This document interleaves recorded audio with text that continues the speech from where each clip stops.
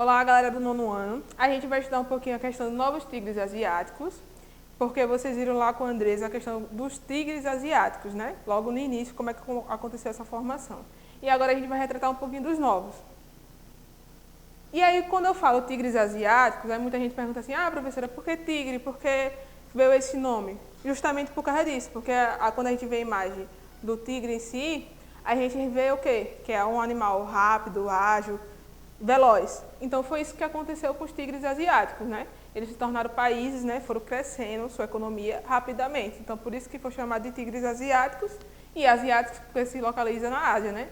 Isso aí nem precisa explicar para vocês. E para não ter nenhum problema para vocês relembrar aí, logo no início, né? Os primeiros tigres asiáticos foram Hong Kong, Coreia do Sul, Singapura e Taiwan. E aí eu lembro que a Andresa falou a questão das Coreias, a Coreia do Sul, a Coreia do Norte. E a Coreia do Sul em si, a gente dá uma olhada diferenciada, porque a Coreia do Sul vai ter um crescimento econômico também. E outro fator que começou agora em 2019, que é que a galera infantil tanto assiste, né? Os BTS, a comunidade que todo mundo curte, que gosta e fala que tem o Blackpink e entre outros. Então vai ajudar a ter um olhar diferenciado para a Coreia do Sul, chamar atenção para a sua economia também, porque vai vir a questão do turismo, a atração turística, né, que as pessoas, entre aspas, vão querer ir até a Coreia do Sul, porque as crianças em si, e também quando vocês olham o BTS, essa cultura pop, né, que tem umas regrinhas, tem uma disciplina, né, como é formada a formação do grupo. Então tem a ver um pouco com o aspecto cultural deles. E Hong Kong, até que a gente comentou no plantão de dúvidas, lá no quizinho, que vai fazer parte, porém vai pertencer durante o tempo à Grã-Bretanha. Então tem essa diferença. Em Singapura, quando a gente lembra Singapura, a gente lembra lá dos prédios altos, a questão da economia, as multinacionais. E Taiwan, que está crescendo um pouquinho, né, aos poucos. E aí a gente vai e muda, né? Com o passar do tempo vai entrar quem? Tailândia, Indonésia e Malásia, dentro dessa composição, dessa formação. E, por último, entra as Filipinas e Vietnã. Aí muita gente pergunta assim, mas por que o Vietnã entrou? Porque tem o quê? A infraestrutura e a mão de obra barata, né?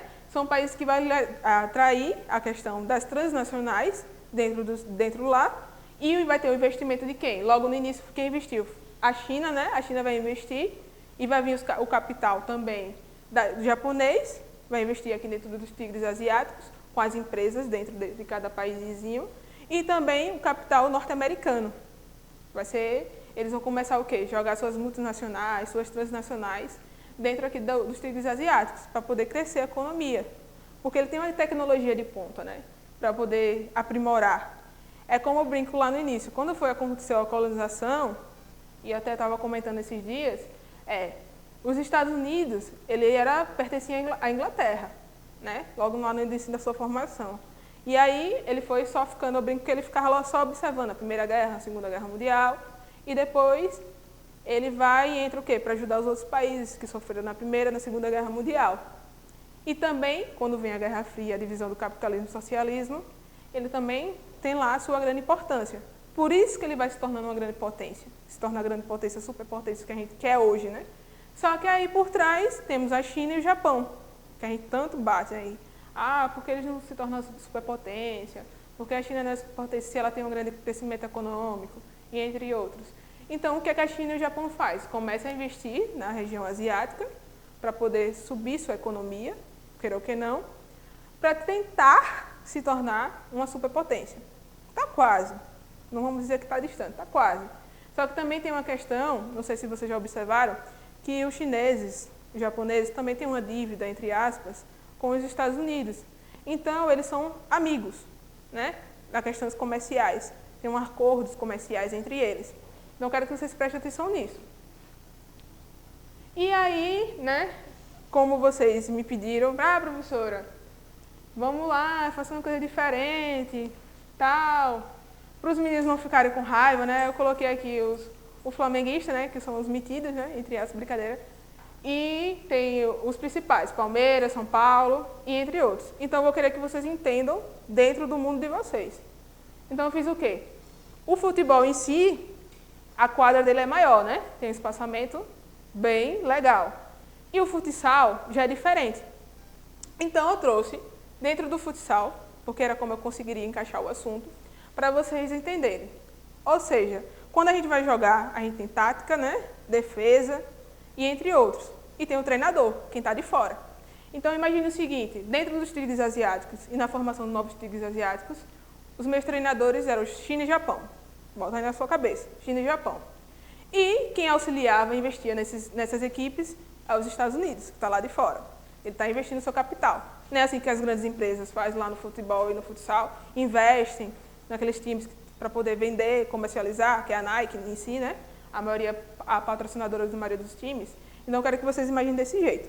Então, eu fiz o quê? No meu lado lá, né? Daqui no meu lado esquerdo, eu coloquei logo ao início, né? A primeira formação, que foi Hong Kong. Depois de Hong Kong, eu coloquei lá Taiwan. E aí vem a Coreia do Sul e Singapura. Lá, tinha os 4. Só que aí eu botei aqui o Japão, porque quem vai começar a investir lá, ter o seu capital estrangeiro, logo no início, vai ser o Japão, né? Vai acabar investindo nessa regiãozinha dos novos tigres asiáticos. Ah, professora, e o goleiro? Já já. No meu lado de cá, na nova formação dos tigres asiáticos, nos novos tigres asiáticos, entra quem? Indonésia, depois vem Filipinas, aí Vietnã e Malásia. Ah, e quem vai estar investindo aqui, desse lado de cá? Ó, a China, né? Então, por isso que eu digo que eu tenho a China e o Japão, esse grande investimento. E quem é que vai ficar para defender, né, ter essa barreira comercial? Por que ter essa grande importância? Aí, lá do lado de cá, eu botei a questão dos incentivos fiscais, porque quando eu vou instalar minhas multinacionais, minhas transnacionais nessa região, eu vou ter um incentivo fiscal, né, bem mais fácil para poder instalar. A mão de obra, né, a mão de obra nessa região, que é para ser mais barata, né.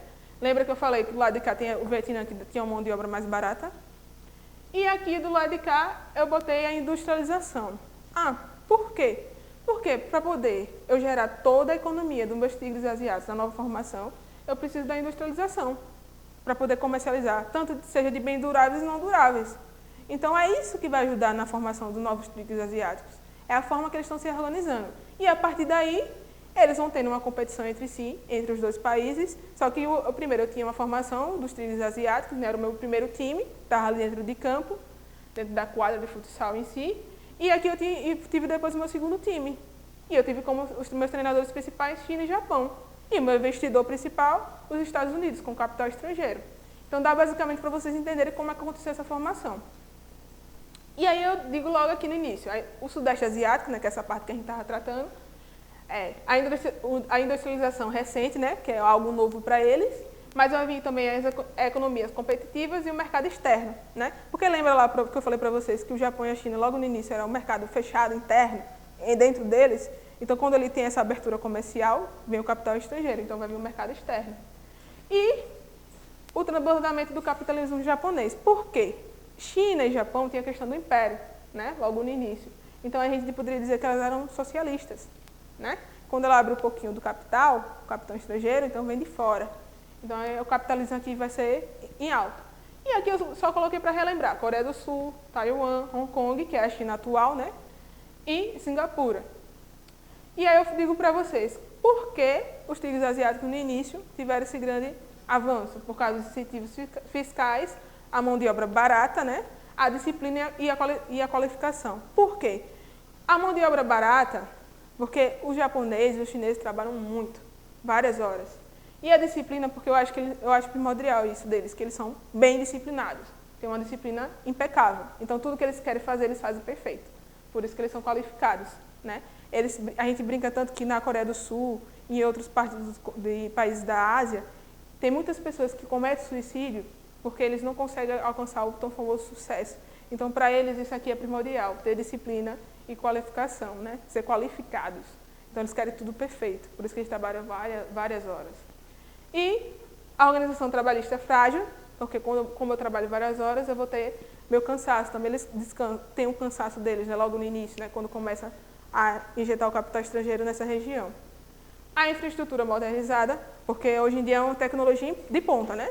Hoje, se a gente for analisar, todo produto que a gente compra, já observou, às vezes, a gente pega, olha lá no finalzinho, tem China, me dá China. Tudo eles fabricam. Eles têm a matéria-prima e vai fabricando. O que aconteceu agora com a questão do coronavírus, né, da pandemia? Eles tinham a questão dos respiradores, quem fabricava? Era eles. Então, dá para vocês terem noção como acontece isso. E a questão da legislação ambiental, né? Para poder a gente ter uma noção diferente de como é que acontece a estrutura deles, né? Porque a gente tem a China é populosa, né? Tem uma grande quantidade de habitantes. Mas, se a gente for olhar dentro lá do mapa da Ásia, a localização dela, a questão da legislação ambiental. A industrialização orientada para a exportação, ou seja, vou fabricar o produto e vou exportar. Vou abrir meu mercado e vou expandir a exportação dentro do país, dos países que fazem parte dos tigres asiáticos. E aqui eu trouxe, né, já a nova composição, que é a Indonésia, Vietnã, Malásia, Tailândia e Filipinas, que acabam entrando, né, nos novos tigres asiáticos para compor, que são basicamente 8 países, né? E os 2 países que tem fora, Japão e China, eles são os investidores. E os norte-americanos são os observadores que também estão investindo. A mão de obra menos qualificada, porém é muito barata, que eu falei o quê? O Vietnã tem a mão de obra mais barata, então por isso que eles vão deixar adentrar eles aí no novos tigres asiáticos devido a isso. Tem pequenas empresas, mercadorias que são encomendadas, que é a exportação, né? E aí, quando a gente fala do Vietnã, que eu falei a mão de obra barata, aí eu consigo algumas imagens aqui. A fabricação do tênis, bolas, computadores, roupa, entre outras, são fabricadas por eles. A costura, né? Quando a gente costura, que você vê o material bem costurado, são eles que fazem. Então, é bem barata a mão de obra. E aí, quando eu pego esse materialzinho aqui e levo para o outro país, vamos supor, vou citar o exemplo dos Estados Unidos, eles fazem o aprimoramento desse material e vendem caríssimo. Eu brinco sempre que um tênis da Nike custa um horror. E aí quando você vai olhar quem faz a principal parte e a composição do tênis da Nike, são eles, a costura. Tanto eles como os africanos também, lá que é a partilha da África, né? Que aconteceu também por causa da mão de obra barata. Então, quero que vocês tenham essa relação.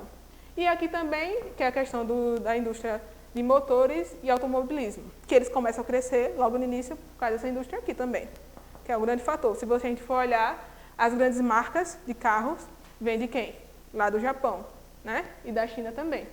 E aqui, só para a gente finalizar, eu trouxe um esquemáticozinho, desculpa aí, para vocês entenderem, né? Como é que aconteceu. Porque lá no início a Andresa explicou para vocês, aí você dizer assim, professora, está repetitivo. Está repetitivo. Só para a gente relembrar mesmo e encerrar essa parte do conteúdo. Então, tem a questão da estratégia, né? Que é a venda, o recebimento e o escoamento das mercadorias para os outros países, para o continente em si, que é a globalização e a mundialização. E aqui também tem a questão do uso marítimo e o transporte de cabotagem. O Japão ele se torna um parceiro comercial, como eu falei, que ele vai estar começando a investir dentro lá dessas questões dos tigres asiáticos, né, quando ele vê que está crescendo mesmo. Aqui, quando a gente fala em Taiwan, que é a questão do socialismo, que lembra que eu falei lá, quando o império acaba decaindo, que um dos imperadores acaba falecendo e vem o outro imperador que abre a porta para o capitalismo estrangeiro, então é que aí a China, teoricamente, abre os olhos para a China capitalista por causa disso, e o Japão também. Ó, aqui nessa parte aqui, ele diz assim, exemplo das grandes corporações, né, que a gente vê lá dentro da China. Aqui eu coloquei que é a ASEAN, que é a Associação das Nações do Sudeste Asiáticos, que aí foi fundada em 1967 para poder ter uma organização bem bacana dentro deles, né, a conversação. A mesma coisa acontece lá na União Europeia. É basicamente o mesmo raciocínio para vocês terem ideia. E aí os membros eram Singapura, Filipinas, Indonésia, Malásia e Tailândia. Aí qual era o objetivo deles? Acelerar o processo econômico, abrir as portas para a economia. E aqui, eu falo aqui a questão, que os tigres asiáticos estão na região insular, próximo ao mar da China, e durante a década de 80, a Coreia do Sul, as Ilhas Formosas, que é o Taiwan, Hong Kong, que é a China atual, Singapura, acaba tendo um PIB elevado e o PNB também. Então, vai atrair mais ainda as transnacionais, né, para dentro desses tigres asiáticos, para poder ter uma valorização da sua economia, né? Está rendendo, está tendo capital. Aí vem aqui, na década de 50 e 60, os investimentos dos americanos, né, também que é atual o capital japonês, a exploração, que é a mão de obra barata, numerosa e eficiente, porque eles estão em busca eles têm disciplina e têm qualificação, então minha mão de obra vai ser eficiente, né? Vai ser rápida, vai ser ágil. E vai ter uma grande quantidade de pessoas, porque a China em si é um país populoso, tem muita gente. A formação das grandes corporações, que vem a entrada lá das transnacionais, que é quando o capital americano é investido, e a atuação do governo, porque queira que não, da mesma forma que ele abre a sua economia, o seu capital estrangeiro, também tem a questão, lembra aqui, da disciplina, da eficiência, da qualificação. Os aspectos culturais, ele faz com que a sociedade permaneça. A única coisa que ele deixa adentrar é o capital estrangeiro. Mas as regras continuam as mesmas, você tem que prestar atenção nisso. Pode observar. E eu quero que vocês façam o quê? Na página 235 do livro, tem a questão 14 e 15. Eu quero que você responda essas questões. Por quê, professora? Porque tem mais a ver com a China, o Japão e os tigres asiáticos, para vocês terem a noção, e para poder a gente salientar um pouquinho também como é que está organizado atual, para vocês entenderem. E outra coisa que eu posso observar para vocês, que eu acho que eu não lembro se eu comentei com vocês no plantão de dúvidas. Se vocês tiverem mais uma duvidazinha sobre China e Japão, tem uma série na Netflix que é sobre a ida até Marte, que são 5 astronautas, 5 principais países, e tem China, tem Índia, os americanos, os russos e, se eu não me engano, os ingleses, não lembro mais ou menos. Então, são os 5 primeiros astronautas que vão até Marte. Ele conta basicamente isso. E aí eles mostram um pouquinho também da cultura chinesa. Porque dentro lá da cultura chinesa tem a questão da mulher. Porque a mulher, lembra que eu falei a vocês que no filme Mulan retrata bem isso, que é a China imperial, que a mulher tem o quê? Que casar, a mulher não poderia entrar no exército, a mulher não tinha, a função dela era casar e aprender os dotes de casa. E hoje em dia, com a abertura do capital estrangeiro e a globalização e a modernização, as mulheres chinesas estão vendo que têm a autonomia de ser independentes, né? A cultura lá. Então, ele retratar isso, porque quem vai ser a primeira astronauta a ir até Marte é uma chinesa. Só que aí o que acontece? Durante a história da série, só para vocês entenderem, ela faz o quê? A primeira foto, que quando eles chegam até Marte, né? A China, né, em comunicação com eles, manda ela baixar o capacete, para não demonstrar que era uma mulher que foi a primeira astronauta. Então, existe essa repressão. E aí a série vai contando o porquê. Então, se vocês quiserem curiosidade de saber um pouquinho mais, vá assistir a série. Pode procurar lá, que é até Marte, se não me engano, astronautas. Está em 10 capítulos, 10 episódios lá. Vai ter a segunda temporada, que vai continuar contando a história um pouquinho, e vai contando a história de cada país.